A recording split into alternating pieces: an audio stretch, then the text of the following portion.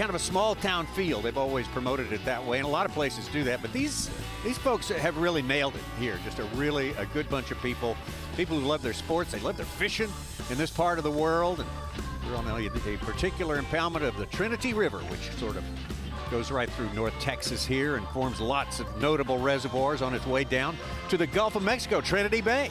Down there heading into Galveston and the saltwater environment. We're a long way from there right now. Take a look at Ray Roberts.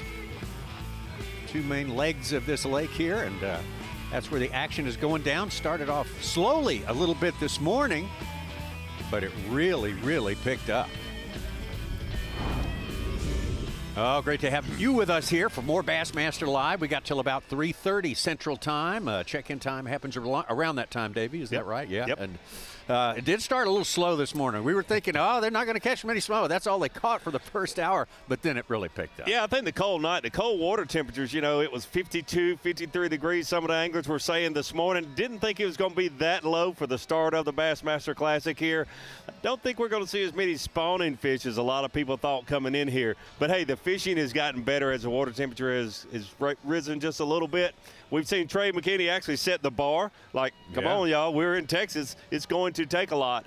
24 pounds plus, I think he's definitely got that, maybe even 26 pounds or so. Great start for Trey McKinney. I think we'll see a lot of other anglers kind of make that push up there in the 20-something pound string. The deal is here, the afternoons are so important, and it's hard to be patient in the Bassmaster Classic. You want to run around and you want to make up time.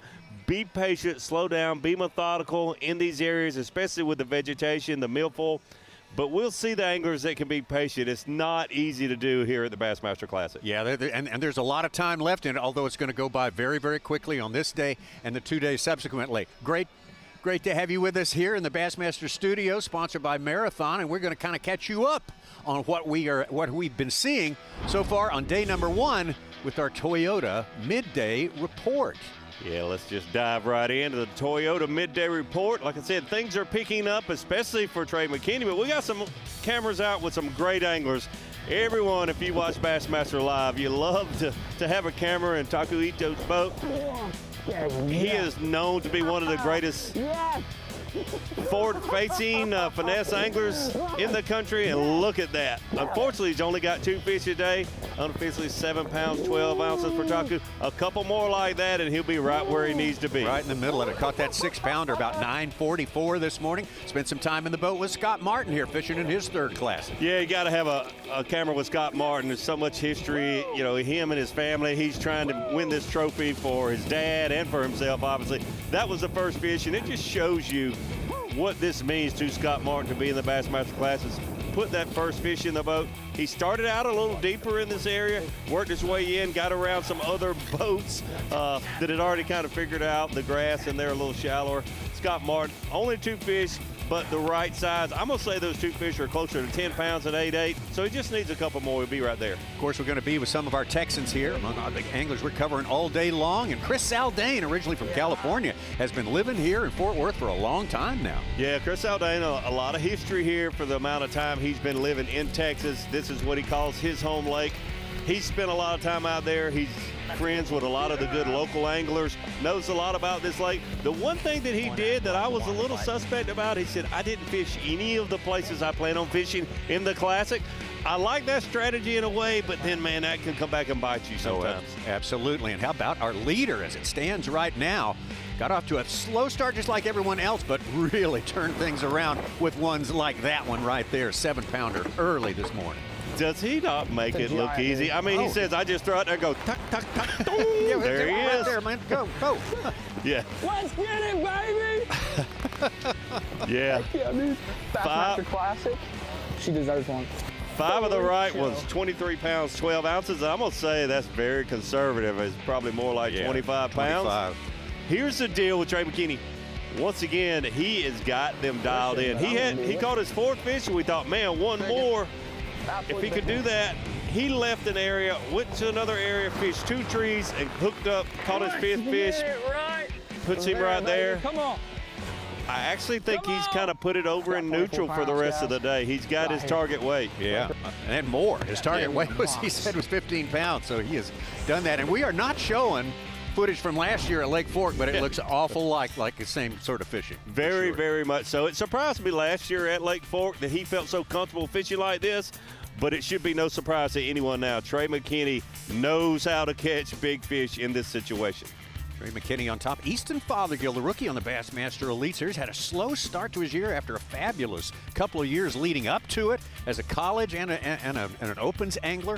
Drew Benton there, one of the favorites coming in. Hunter Shryock of Tennessee. Wes Logan started his day off with back-to-back 5-pounders. Kyoya Fujita, Will Davis Jr., Connor Jacob, our Bass Nation entry, one of our 3 Bass Nation anglers who have qualified for the Classic. Drew Cook, another one of the favorites, and Matt Airy, second place in 2021 on Lake Ray Roberts. Several of those anglers said they had a difficult practice. Things are working out really well for them. Drew Benton to be in contention with no sight fish to be found here on day 1. Wow, if there's a chance, it'll be Sunday. Drew Benton, if he could just survive today and tomorrow, the chance to do what he loves to do, sight fish, is a possibility come Sunday. Tommy, we got 44 anglers on Bass Track. A couple surprises with only 1 fish, like Greg Hackney, Livesey, Justin Hamner, Ben Milliken, only 1 fish right now. Oh, well, right now I see an absolute giant. Just thinking of ways I can catch him. So we're going to try this real quick, because this is known to catch one. Let's see. Oh, gosh.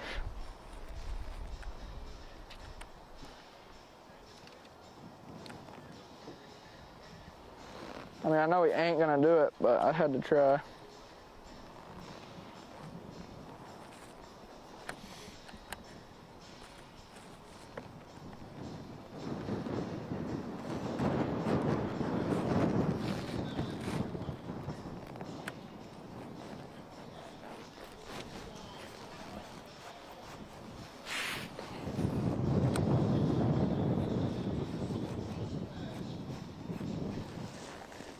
Okay, fishy.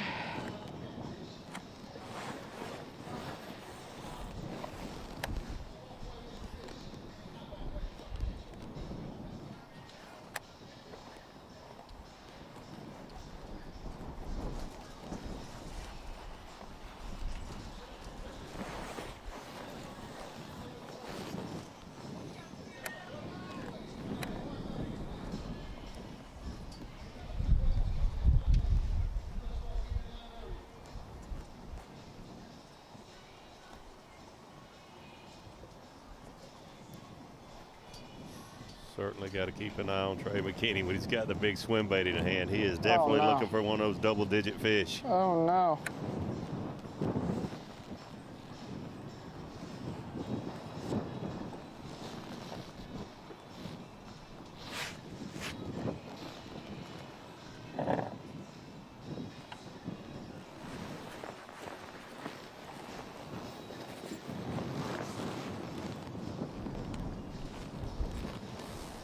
Okay.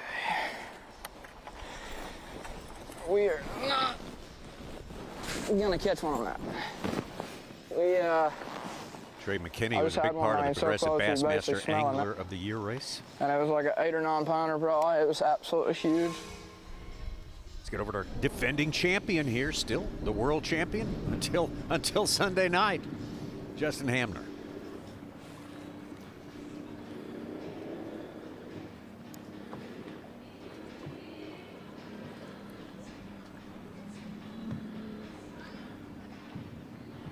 Great job on Grand Lake last year.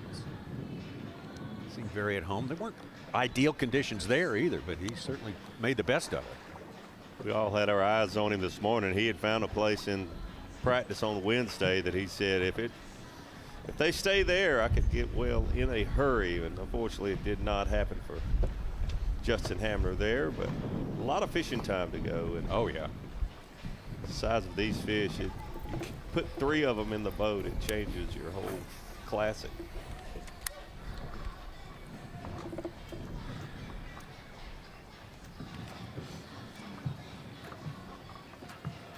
Got the full field of 56 out there fishing today and tomorrow. After tomorrow, though, only 25 going to advance to final round, the Sunday round, to decide the world champion. You know, Tommy and Davey, we've always talked about how, you know, it's minutes sometimes left in a tournament that can make all the difference in the world, even down to seconds. And that is the same in any type of fishery, and this is no different. So, you know, you see the time clock there. They got plenty of time. Yeah. You know, you got to stay calm. You got to work it like you know you're supposed to work it. Don't move it too fast. Don't go too slow. Just take a deep breath, and the fish will come. Maybe. There's a high chance that it could possibly happen. Yes. So you're saying there's a chance. Hey, our big fish leader, John Garrett, 8-pounder early at 7:55 this morning. He's stuck on that one fish. We know he lost another one maybe bigger than that. Is he still the big fish leader? Yeah. Okay. With just one, though. All right.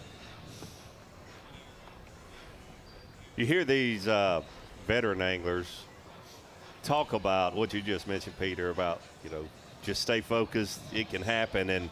And Greg Hackney, some others. Here we go. Yeah. Right at the boat. Solid fish. That's what we needed. That'll wake you up. Ain't no giant, but I sort of crushed that guar bait. He about ripped it right out of my hand. There we go.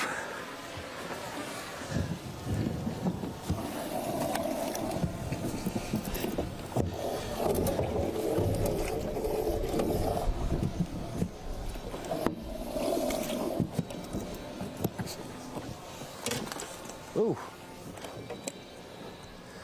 See, you were falling asleep, wasn't you? You falling asleep. Don't fall asleep on me. We're gonna get it going.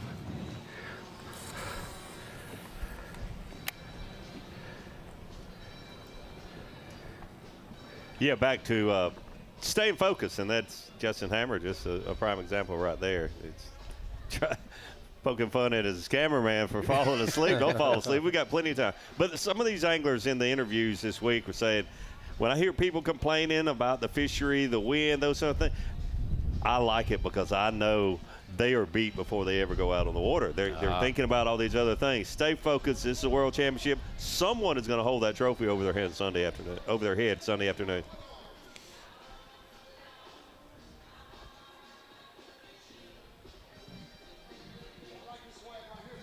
Still plenty of time, as you say, Davey, left on this day number 1 of 3 days of the Classic fishing. There it is, the Bassmaster Classic Progressive Tailgate Party, presented by Lippert, going on right behind our Bassmaster studios here, and sponsored by Marathon, so we're getting all the sponsors in there. But it's going to be going on all 3 days, and everybody's looking to have a great time. And the weather's a lot better than it was last year. We had a tailgate party last year, but it was kind of cold and rainy the whole time. But I think the prospects are much better this time. Prospects are much better. One thing I can guarantee you, you've seen it so many years too, Tommy, the fans will show up, and the weather is actually better. We've got a lot of wind, but the weather is better. They're getting a slow start on Friday morning, so to speak, but they will show up, I guarantee you. It's the Bassmaster Classic. Absolutely. Peter Miller joins us again. If you're not familiar with Peter, if you're familiar with saltwater fishing and successful saltwater fishing offshore, it's Peter Miller. I mean, 3-time world sailfish champion, one of the winningest teams of all time.